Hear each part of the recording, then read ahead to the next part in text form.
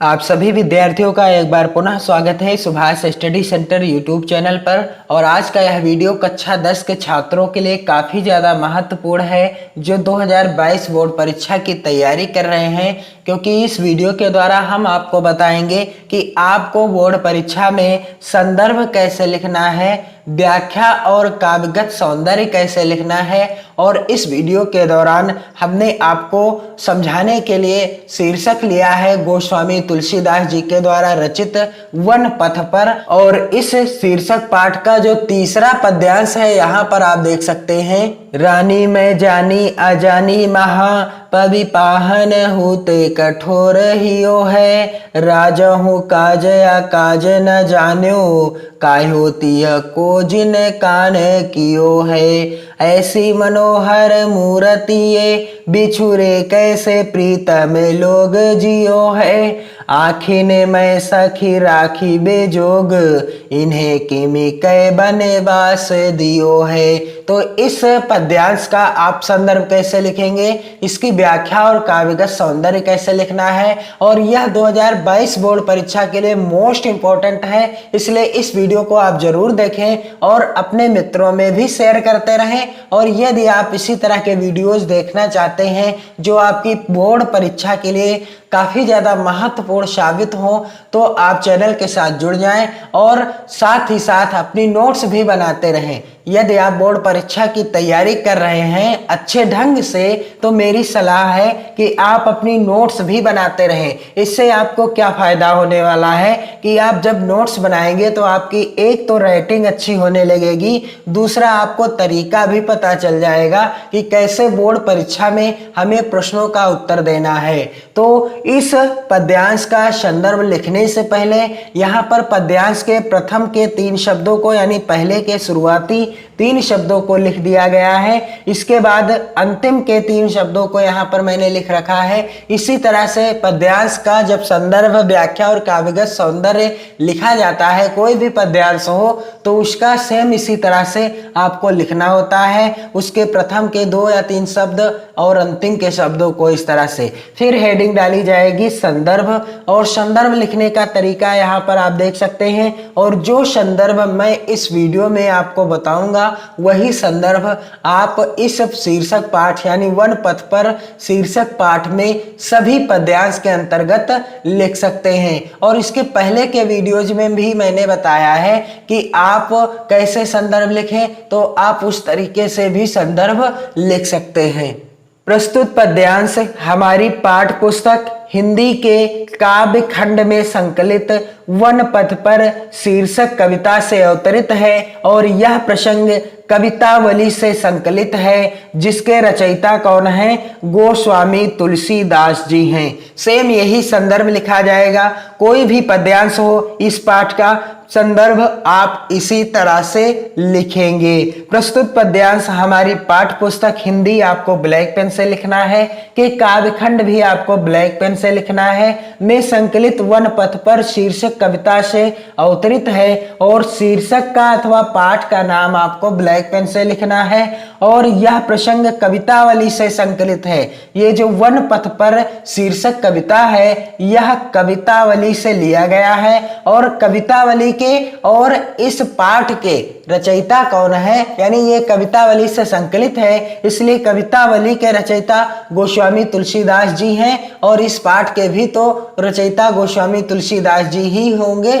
तो आप इस तरह से लिख लेंगे कि इसके रचयिता कौन है, गोस्वामी तुलसीदास जी हैं, और रचयिता का नाम भी आपको ब्लैक पेन से ही लिखना है। तो अब इस पद्यांश के अंतर्गत हम आपको बताएंगे कि आप इसकी व्याख्या कैसे करेंगे। तो इसकी सरल व्याख्या क्या हो जाएगी, इसके पहले हम आपको बता दें कि इसका आप प्रसंग कैसे लिखेंगे। तो प्रसंग में वही होता है जो पद्यांश के अंतर्गत जिसके बारे में वर्णन किया गया हो या जिसकी चर्चा की गई हो। तो यहाँ पर इन पंक्तियों में कवि ने ग्रामीण स्त्रियों के द्वारा कैकेयी और राजा दशरथ की निष्ठुरता पर व्यक्त प्रतिक्रिया को चित्रित किया है। इस पद्यांश के द्वारा कवि गोस्वामी तुलसीदास जी ने ग्रामीण स्त्रियों के द्वारा कैकेयी और राजा दशरथ की निष्ठुरता, यानी कैकेयी और राजा दशरथ कितने कठोर हैं उनके बारे में अपनी राय व्यक्त कर रही हैं। स्त्रियां तरह तरह की बातें कह रही हैं कि क्या हुआ, आखिर क्या हो गया राजा और रानी को जिन्होंने इन्हें वनवास दे दिया। इसी का वर्णन इस पद्यांश में किया गया है। तो चलिए इसकी व्याख्या क्या हो जाएगी, पहले हम आपको इसकी सरल व्याख्या बता दें, फिर हम आपको बताएंगे कि कैसे आप इस पद्यांश की व्याख्या और काव्यगत सौंदर्य बोर्ड परीक्षा में लिखेंगे। रानी मैं जानी अजानी महा, पबि पाहन हूते कठोर ही ओ है। ग्रामीण स्त्रियां जब भगवान राम, सीता और लक्ष्मण को वन जाते हुए देखती हैं तो वह क्या कहती हैं, आपस में एक दूसरे से बात कर रही हैं अपनी सहेलियों से कि उनके सौंदर्य को देखकर वह विस्मृत हो उठती हैं, आश्चर्यचकित हो जाती हैं तथा वह कहती हैं कि हे सखी, रानी मैं जानी अजानी महा, पबि पाहन हूते कठोर हियो है। हे सखी, मैं समझती हूं कि वह रानी जिसने इन्हें वनवास दिलाया है महा अज्ञानिनी है।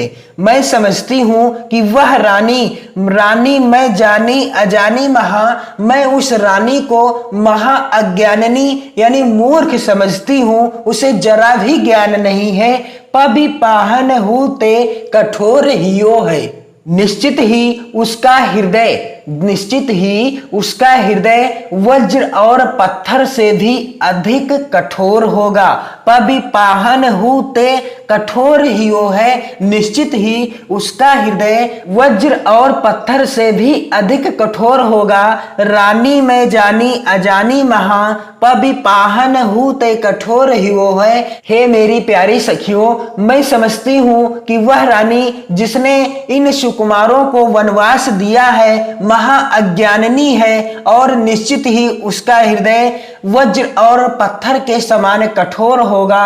और राजहु काज अकाज न जान्यो, कहो तियको जिन कान कियो है। और वह राजा जिसने स्त्री के कहने पर यानी अपनी पत्नी के कहने पर उसकी बात मान करके इन्हें वनवास दे दिया है, वह भी मूर्ख है जो यह भी नहीं जानता कि क्या उचित है और क्या अनुचित है। राजहु काज अकाज न जान्यो, राजा भी उचित और अनुचित के बारे में नहीं जानता। जिसने कहो तियको जिन कान कियो है, जिसने अपनी स्त्री अपनी रानी के कहने पर इन सुकुमारों को वनवास दे दिया है, उसे राजकाज चलाने की जरा भी अक्ल नहीं है, अर्थात वह निरा मूर्ख है। और ऐसी मनोहर मूरत ये बिछुरे कैसे प्रीतम लोग जियो है। ऐसी मनोहर मूरत ये बिछुरे कैसे प्रीतम लोग जियो है। हे मेरी प्यारी सखियों,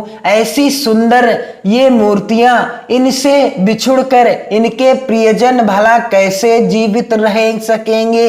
ऐसी मनोहर मूरत ये, हे सखियों जरा इन्हें आप देख लीजिए, कितनी मनोहर मूर्तियों के समान हैं। बिछुरे कैसे प्रीतम लोग जियो हैं, इनके प्रियजन इनसे बिछड़कर अर्थात इनसे दूर रह करके कैसे जीवित रह सकते हैं। आखिन मैं सखी राखिबे जोग, इन्हें किमिकै बनवास दियो है।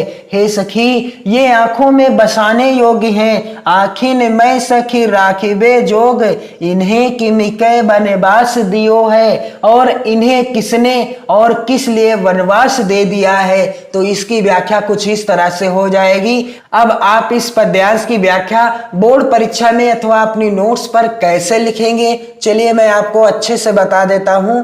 रानी मैं जानी अजानी महा, पबि पाहन हूँ तो कठोर ही ओ है। सबसे पहले आप इस तरह से व्याख्या हेडिंग डालेंगे और व्याख्या क्या हो जाएगी कि गोस्वामी तुलसीदास जी कहते हैं कि जब ग्रामीण स्त्रियों ने राम, लक्ष्मण और सीता जी को वन जाते हुए देखा तो वह आपस में कहने लगी कि ये कितने सुकोमल और सुंदर हैं, इन्हें किस लिए और किसने वनवास दिया है। वह आपस में बातें कर रही हैं। तो व्याख्या आप कुछ इस तरह से लिखेंगे कि ग्रामीण स्त्रियां वन में जाते हुए श्री राम, लक्ष्मण और सीता को देखती हैं। उनके सौंदर्य को देखकर वह विस्मृत हो उठती हैं, आश्चर्यचकित हो उठती हैं तथा वह कहती हैं, आपस में बातें करते हुए क्या कहती हैं कि रानी मैं जानी अजानी महा पबिपाहन हूँ ते कठोर हियो है।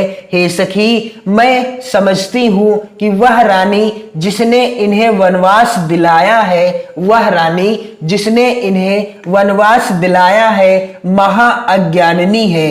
रानी मैं जानी अजानी महा, वह रानी जिसने इन्हें वनवास दिलाया है महा अज्ञानिनी है। निश्चित ही उसका हृदय वज्र और पत्थर से भी अधिक कठोर होगा। निश्चित ही उसका हृदय वज्र और पत्थर से भी अधिक कठोर होगा।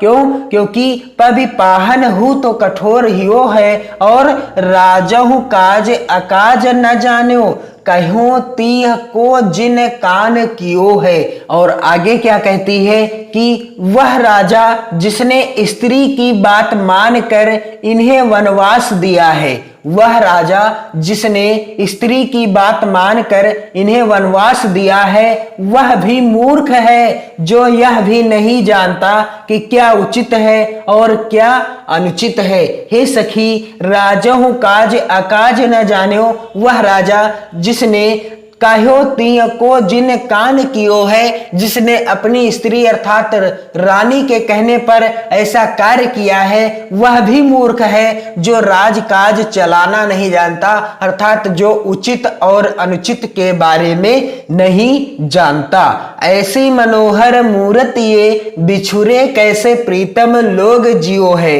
इसकी व्याख्या क्या हो जाएगी कि हे सखी, ऐसी सुंदर ये मूर्तियां, ऐसी मनोहर मूर्ति ऐसी सुंदर ये मूर्तियां, इनसे बिछुड़कर इनके प्रियजन भला कैसे जीवित रह सकेंगे। बिछुरे कैसे प्रीतम लोग जियो है। इन सुंदर मूर्तियों के समान सुकुमारों से बिछुड़कर इनके प्रियजन अर्थात इनके परिवार वाले कैसे जीवित रह सकेंगे इनसे बिछुड़ करके।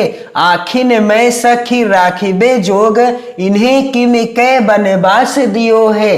क्या हो जाएगी व्याख्या कि हे सखी, ये आंखों में बसाने योग्य है, अर्थात इन्हें अपनी आंखों में बसाया जा सकता है। और इन्हें किसने और किस लिए वनवास दे दिया है। आखिन मैं सखी राखिबे जोग इन्हें किम कै बनवास दियो है। तो इसकी व्याख्या मैंने आपको अच्छे से बता दी इस पद्यांश की। अब इसका आप काव्यगत सौंदर्य कैसे लिखेंगे, तो आप इस तरह से हेडिंग डालेंगे काव्यगत सौंदर्य। और क्या हो जाएगा काव्यगत सौंदर्य, यहाँ कवि ने ग्रामीण स्त्रियों की श्री राम के प्रति सहृदयता का सुंदर चित्रण किया है। यहाँ पर गोस्वामी तुलसीदास जी ने इस पद्यांश के द्वारा ग्रामीण स्त्रियों की श्री राम के प्रति सहृदयता का बड़ा ही सुंदर चित्रण प्रस्तुत किया है। और भाषा क्या है इस पद्यांश की, जो दिया गया पद्यांश है ये रानी मैं जानी अजानी महा पबिपाहन हूँ ते कठोर हियो है। इस पद्यांश की भाषा क्या है, ब्रज भाषा में रचित है। और धनुष भंग जो है वह किस भाषा में है, वह अवधी भाषा में है। आप कंफ्यूज मत होइएगा। और अगला बिंदु है रस। तो यहाँ पर कौन सा रस है, करुण एवं श्रृंगार रस है। यहाँ पर करुण रस है इस पद्यांश में और श्रृंगार रस भी देखने को मिलता है। अगला बिंदु है छंद। तो ये जो पद्यांश है यह पद्यांश किस छंद में रचित है, तो यह पद्यांश सवैया छंद में रचित है।